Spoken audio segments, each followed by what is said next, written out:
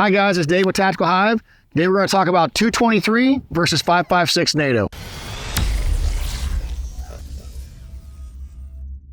Today's video is brought to you by Vedder Holsters. It's an American company. Make great American-made products so they can fit almost any holster you have out there.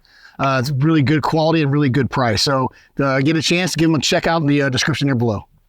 All right, we're back, guys. So let's talk 223 versus 5.56. I've heard a lot of people over the years ask me, hey, can I shoot this in this gun? Can I shoot that gun? There's a lot of there's a lot of people that just don't know. And here's the ground truth to it, right? The ground truth to it is there's not a whole lot of difference in the 5.56 and the 223 round. The 5.56 NATO round is a little bit longer. I mean, little, like the way it's seated, it's like 0.125. The 5.56 chamber is obviously a little bit longer as well, but you can shoot 223 out of a 5.56. I would not recommend doing it the other way. And the reason is that 5.56 NATO round, like this right here, which is the M855 green tip ammo. It's been replaced now with the A1 ammo, but these have a much higher chamber pressures, right, than the 223. So if you have a gun chambered for 5.56, it's going to handle 223 with no problem at all. It's not recommended to shoot 5.56 out of a gun chambered for 223. But most cases now, most barrels you buy, most sporting rifles that are out there today are pretty much chambered in 5.56. So not an issue. But the really cool thing about these guns, the 5.56 223 selection is the selection. Again, whether you're talking ancillary pieces on your gun and how you dress it to fit what you need to do, right down to the ammo you're choosing. You know, it's wild, how much ammo has changed over the years and what options are for you out there, whether you're hunting, whether you're self-defense. I mean, the list goes on and on. I brought some to show you. So this is Maxim's frangible. I've shot a lot of frangible over the years, training. And these are good in the shoot house and stuff like that. They reduce over penetration. They're really easy on your steel and stuff like that, your bullet traps or target traps. But yeah, it's a 5.56 frangible. In the past, anytime, just as a note, when we used frangible ammunition, we never shot it out of our suppressors ever, because these things will crack sometimes, and you'll get as it leaves the barrel, sometimes it'll start to come apart. This new ammo they have here is pretty good. I've shot a lot of it through suppressors just to prove the point, and it's been great. But that's a great home defense round. The way I stack my stuff at home, to be honest, is the first couple of magazines the first couple of rounds in my magazine are frangible. If I have to shoot inside my house, I'm trying to minimize as much over penetration as I possibly can. And then after that, there's something a little spicier. So if they're hiding behind cover or something like that, then I can reach through it. But again, because of the ammo, I have those options. You know, the green tip has a core penetrator inside of it. It's a standard military issued round. It's found everywhere. It has since been replaced or is being phased out with the M855A1. I don't have any here to show you, but you'll know when you see it because this green tip is gone and it has an exposed metal penetrator on the top of it. Really, really hot round, really nasty when it comes to punching through stuff. Looking at stuff for like law enforcement, here's two different types. So you got federal and you got spear, they're gold dot. So this one here is a 64 grain, right? And this one here is a 55 grain, but they're both bonded bullets. So if you look at the tip zone, you can see the lead core is exposed to help mushroom and help expansion and minimizes over penetration on hardened targets.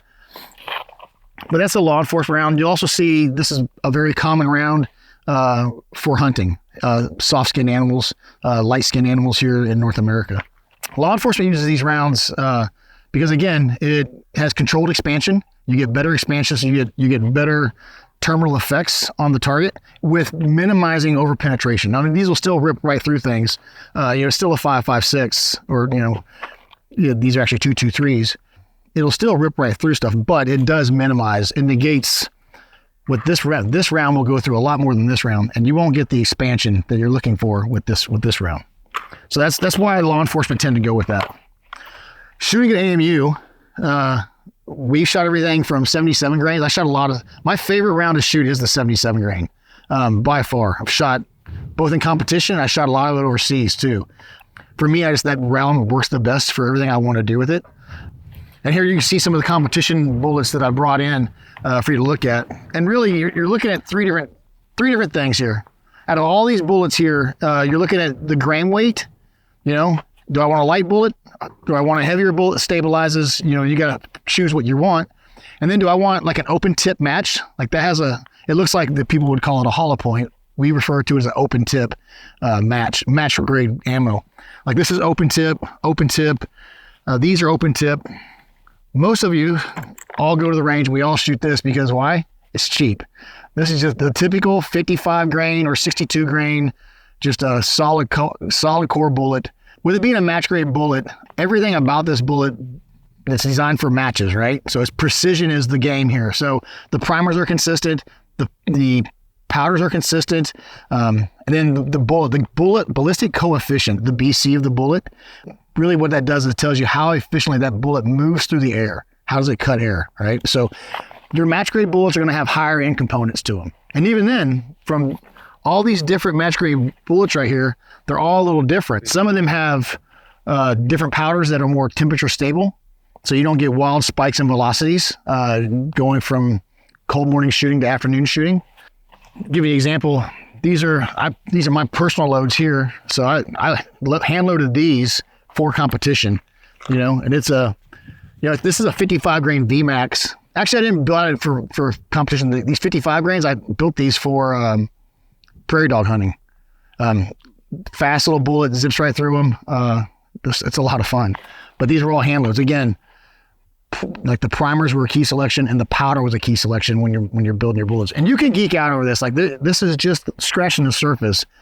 When it comes to ammo, there's a wide selection and a wide variety of what you want to do, which again, that's kind of the whole point of this video is these guns are so cool because they're so modular. You can make this gun fit your needs, and you can do that right now with the ammo. You know, I want to just talk to you guys a little bit up front just because I get the question all the time. So, I mean, that's the down and dirty, guys, on can you shoot a 223 bullet out of a 5.56 chamber and vice versa? Again, the answer is 5.56. Those barrels have the capacity for higher chamber pressures, so you can certainly shoot a 223 out of it. I would not personally shoot a 5.56 out of a 223. I think that also goes against most manufacturer warranties as well. You know, the variety, if I want to do home defense, I have a round for home defense that minimizes my penetration. If, you know, I'm worried about penetration, maybe I need to punch through car doors or something, I have a round for that. Law enforcement or hunting, you know, with these open lead tip bullets for controlled expansion and optimal terminal effects on whatever you're shooting.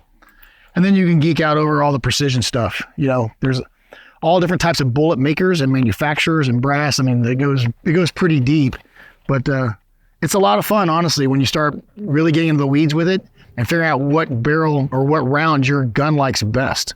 When I was shooting for the Army Marksmanship Unit and I was shooting a service rifle, every year we'd get new barrels. I would get, 3 to 4 uppers or 2, depending. Well, I would get several uppers that they would build for you. And the way they do it there is, let's say they'll build your upper, but they'll build it with like a 26-inch barrel on it, super long barrel. And then there's a whole lot of ammo. So there's stacks and stacks and stacks of ammo by manufacturer's lot. And they'll put it on the tester and they'll test this lot and they'll test the next lot and they'll test the next lot until they find, same bullet, just different lots. They will find one lot that just, man, that barrel loves it. Absolutely loves it.